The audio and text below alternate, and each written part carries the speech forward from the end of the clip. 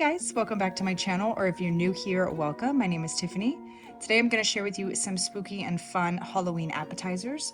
Now these are my savory options. I am going to be filming a part 2 that's coming up shortly after this one, where I am going to share some sweet options as well, so stay tuned for that.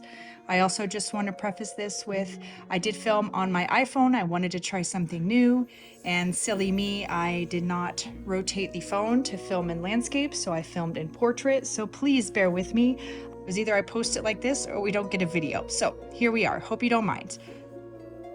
All right, with that said, let's jump right in. I am going to be starting with my Witch Hat Cheeseball. Now it is classic cheeseball base. It's 2 blocks of softened cream cheese, 2 cups of white sharp cheddar cheese. You can use yellow, it doesn't matter.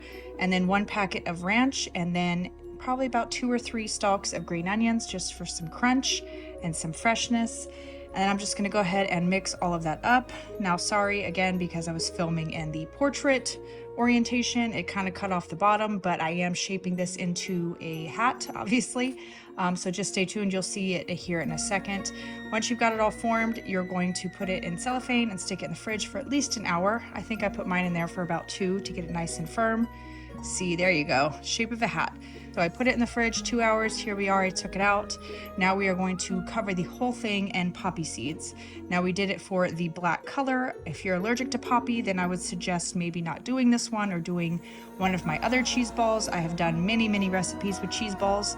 I love them, they're so versatile and such a big hit. So if this one doesn't fit your fancy or suit your fancy, then check my channel, I've got other options. We're just gonna keep putting on these poppy seeds, pushing them in. I'm trying to prevent waste as much as I can, but you really want to get this thing nice and coated. Now while I let that sit, I am going to be putting it back in the fridge.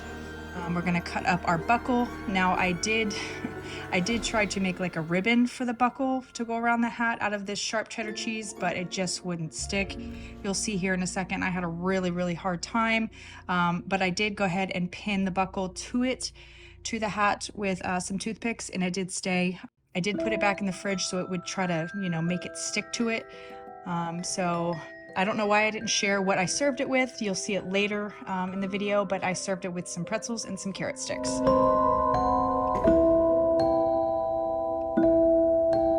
All right, next up is our Coffin bread bowl. Now I filled my bread bowl with spinach and artichoke dip. You can choose whatever you'd like. I got my bread loaf from Walmart and my dip from Costco. This is really good dip. You can eat it hot or cold. So I'm just gonna go ahead and cut it in the shape of a coffin. I did use that skeleton as like a guide to see how big I needed to make it. And I did use these ends of the bread. I cut them into thin slices and dipped it into the dip so we didn't waste it.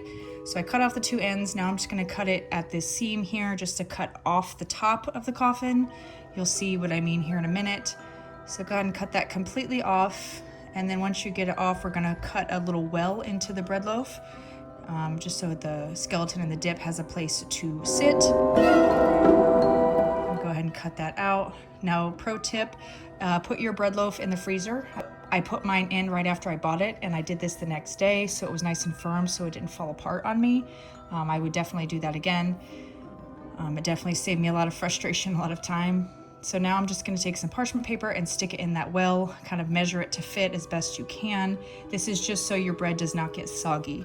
You do not want a soggy bread bowl. That way you can always take the dip out if there's some left. You can just pull the wax paper right out and it comes out and you can eat the bread too. So no waste here. Now I'm just going to fill up the bread bowl or the bread coffin with the dip. We are gonna bake it in the oven. I think I did like 375 for about 10 minutes, and then I bumped it up to 500 to broil, so it would get the top nice and brown for a couple minutes. And here we are, really good and gooey, but it is very hot, so be careful. Now I'm just gonna take some toothpicks, stick it on the side there, because we want to put our top of our coffin on there, kind of as it's hinged open. So as you can see here, I just carefully place that on, and I did add some more toothpicks for, for support, just to make sure it stays propped up. Now I'm gonna place my little skeleton guy. Don't worry, he has been cleaned, washed, sanitized, the whole 9, so he can go in food. It's just for the display. You can take it out after. It just adds a nice spooky touch, and then kind of bury him in there. And now I'm just going to serve it with some blue corn tortillas. And you can do any kind of tortilla chip cracker, whatever you'd like. The bread too even is good. And that is it. Super simple, but definitely a crowd pleaser.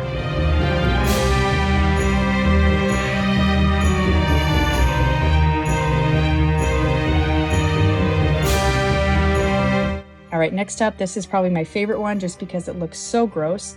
Now, I have used this skull bowl. It's actually a candy bowl I got from Target 2 or 3 years ago. And I'm just repurposing it, using it for another brain. So I will link that video down below if you guys haven't seen that one. It's really cool. I did a bloody jello brain, so definitely check that one out. But here I'm just gonna fill that cavity. I put a bowl and then wax paper and then aluminum just so it kind of brings it so that it's flush, the top is flush. Now here I am using about 1.5 pounds, a little over 1.5 pounds of shrimp. I got it from Costco. It was the best price for the amount that I needed. So here I'm just kind of stacking it in. I'm trying to make it look like a brain as best as I can. I played with this a lot, guys, probably like 10 minutes just to make it look real. You can also wrap the base of the head with a bandage to kind of make it look like it's bloody and oozing. You'll see here in a minute, I use the cocktail sauce and like drip it over. I thought it looked so cool. Very, very brain-like with the shape of the shrimp and the pink color. It's very, very cool. My husband was really grossed out by this one. So I'm just going to drip on that cocktail sauce, and you can put the cocktail sauce on the side as well with some lemon when you go to serve it. This one was really fun. Definitely my favorite.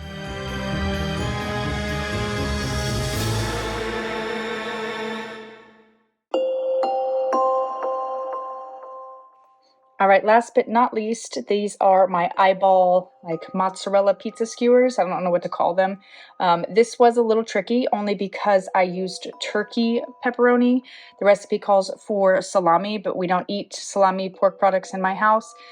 So just a heads up, you'll probably have much better luck with it than I did. But I did want to include it because they were really cute and they did taste really good.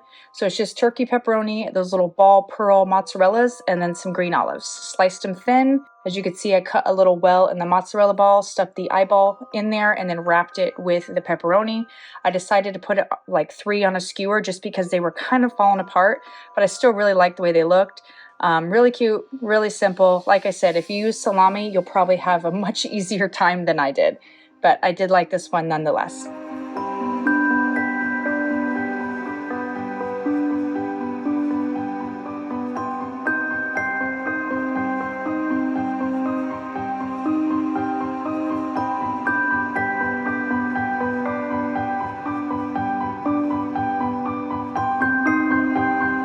Alright guys, that was my video. I hope you enjoyed my Halloween appetizers. Like I said, I am filming a part 2, so stay tuned for that. These were the more savory options. I will be doing some sweet options as well.